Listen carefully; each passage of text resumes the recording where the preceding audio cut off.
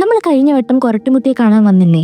അന്ന് ഞാനൊരു വാഴക്കുലയൊക്കെ നേർച്ച വെച്ച് പ്രാർത്ഥിച്ചതിൽ പിന്നെ കാര്യമായ ചില മാറ്റങ്ങൾ ജീവിതത്തിൽ വന്നപ്പോ ഒന്നുകൂടെ വന്ന് ഒരു നന്ദി പറഞ്ഞിട്ട് പോകാന്ന് കരുതി.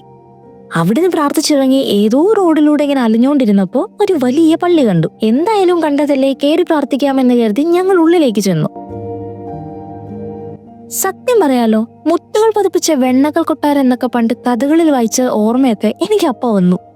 അത്ര ഭംഗിയുള്ളൊരു പള്ളി, വെള്ളയും സ്വർണവും ഇടകലർന്ന അൾത്താരയും വിശാലമായ ഇരിപ്പിടങ്ങളും മാതാവും പുണ്യാളന്മാരും ഒക്കെയായി ഞങ്ങൾ കുറച്ചു നേരം അതിന്റെ പണികൾ നോക്കി തന്നെ നിന്നുപോയി.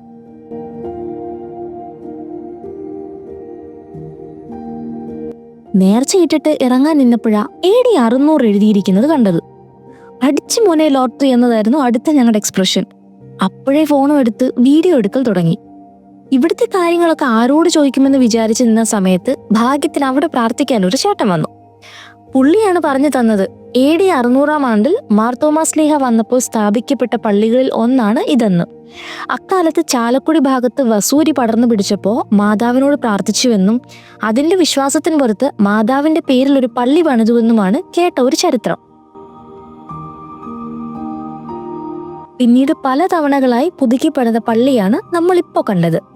നൂറ്റാണ്ടുകൾ പിന്നിട്ട് നിൽക്കുന്ന പ്രൗഢിയുള്ള ഈ പള്ളി ഇന്നൊരു വലിയ മരിയൻ തീർത്ഥാടന കേന്ദ്രമാണ്. കൊരട്ടുമുത്തിയെ കാണാൻ വരുന്നവർ തീർച്ചയായും ഇവിടെയും വരാൻ മറക്കരുത്. വീഡിയോ ഇഷ്ടമായാൽ please like, share, subscribe and comment your opinion. നിങ്ങൾക്ക് ഏറ്റവും അടുത്ത വേണ്ടപ്പെട്ട ആളുകളുമായിട്ട് വീഡിയോ ഷെയർ ചെയ്യാനും മറക്കരുത്. Thank you so much.